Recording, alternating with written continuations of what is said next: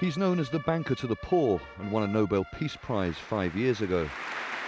The Grameen Bank that Yunus founded has provided billions of dollars in so-called microloans for the most needy. The following allegations first aired in a Norwegian TV documentary that he was involved in tax dodges. The Central Bank of Bangladesh wants Yunus sacked. He was cleared by a subsequent Norwegian inquiry and he continues to deny accusations. But despite that, the Bangladeshi government has launched its own inquiry. And it's not just about money. The central bank claims his age is another factor. He's 70, that's 10 years over the legal age for a managing director of a commercial bank. It adds that Yunus should have sought its approval before he was reappointed to his position at Grameen. And even the Prime Minister has joined his opponents. Sheikh Hasina has accused the Nobel laureate of treating his bank as, quote, his personal property, claiming his group was sucking the blood from the poor. All this has come as a shock to many of his supporters. They claim he's being targeted because of an attempt to set up a political party when a military-backed caretaker government was in power. But as the legal battles go on, Yunus is staying at the bank that's changed the lives of millions and made him famous around the world. Now, finally this week, the saying goes that the sequel is never as good as the first, but that didn't stop Apple relaunching its iPad tablet computer only a year after creating it. In the end, it wasn't anything major. Version 2 is thinner, it's twice as fast as its predecessor and has 2 inbuilt cameras. All expected changes and nothing terribly earth-shattering. The big news was the man who presented it to Apple's legion of fans in San Francisco and beyond. Tarek Basley has the story. A surprise return and a standing ovation. We've been working on this product for a while and I just didn't want to miss today. So. Thank you. Unsubstantiated tabloid reports said Steve Jobs, the founder and inspiration behind Apple, had 6 weeks to live. In the last decade, the 56-year-old has survived pancreatic cancer and undergone a liver transplant. Jobs announced in January that he would take a 3rd leave of absence to focus on his health. His appearance almost overshadowed the launch of the new iPad 2. It's thinner than the last tablet and has front and rear cameras allowing video conferencing and a faster processor. But Apple can't stand still. The market it created has many competitors, mostly using Google's Honeycomb Android software. The tablet market is expected to sell more than 50 million units this year and 200 million by 2015. Apple sold almost 15 million iPads in the 9 months to 2010, almost 3 times what many analysts had expected. It could sell 30 million units this year, making it $20 billion in sales.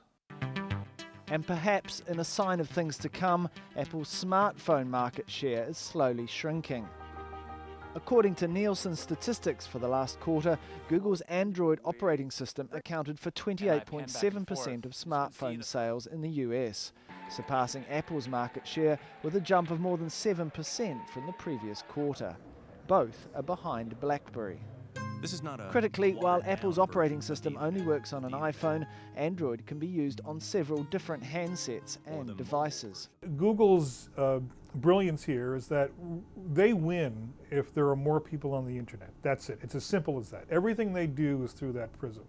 So what they've done is to create a very viable operating system, the thing that runs the hardware, for both smartphones and now with Honeycomb, the latest version of Android, with an operating system that runs tablets. Another uncertain factor in the Apple equation is Steve Jobs himself. Despite some shareholder nerves over the company's future success without Jobs, many analysts believe there are others to carry on his work from the top down. They seem to be very much bought into the message of Apple, the culture of Apple, they know what Apple's trying to accomplish in the grander scheme of things. So I think that they've done such a good job at permeating this culture into the people that it hires that they know where to go next. They know what the vision is. They're bought in. Apple is still considered the gadget leader, but its competitors are slowly starting to muscle their way into one of the world's most lucrative industries. And that is just about it for this week. Do check us out online though. Start at aljazeera.net/English. Click the business tab at the top. And follow the links to the Counting the Costs page for blogs and episodes in full. And then when you want to get in touch, get tweeting. At KamalAJE is where you'll find me on Twitter. Please send in your thoughts or questions you've got about the show, or just say hello if you like. But that is it for this edition of Counting the Cost. I'm Kamal Santa Maria from the whole team. Thanks for joining us. The news on Al Jazeera is next.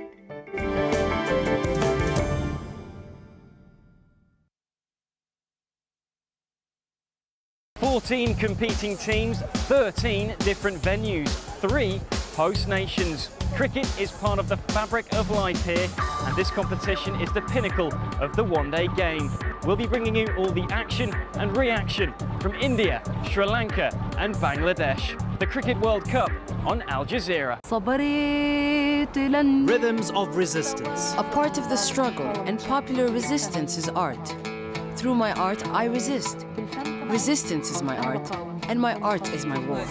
Musicians using music as a way to maintain their cultural identity. I believe that when I sing to the world, I portray Palestine through my voice, my singing, and my songs. Songs from the lost homeland. At this time, on Al Jazeera. Information travels in many ways. Knowledge passes in an instant. If you want to communicate with those shaping the headlines, this is your chance to ask questions directly to the people making the news. Riz Khan, at this time on Al Jazeera. Where power is abused. The police are coming under attack from a crowd. Where the consequences are felt. How can you see someone killed in front of your eyes and concentrate on anything? Where forces collide. The battle is now raging about 1.5 kilometers away from here. Al Jazeera. A debilitating condition afflicting millions of women across the developing world. Sometimes it is not possible to cure a patient with fistula. We have to prepare her psychologically. Revealing the human stories behind fistula and its intimate connection to poverty. A powerful new series exploring global maternal health.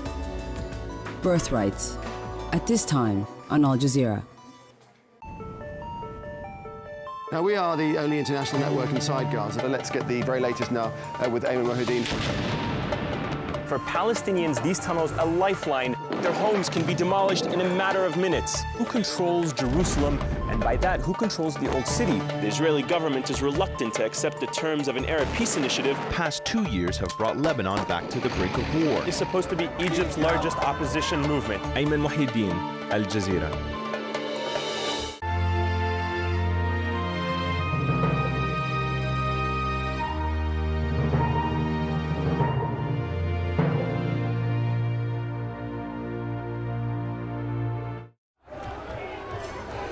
Libya's leader says he's fighting terrorism and calls for an international investigation into the violence. But opposition fighters claim further gains. Now they plan to take over Muammar Gaddafi's hometown.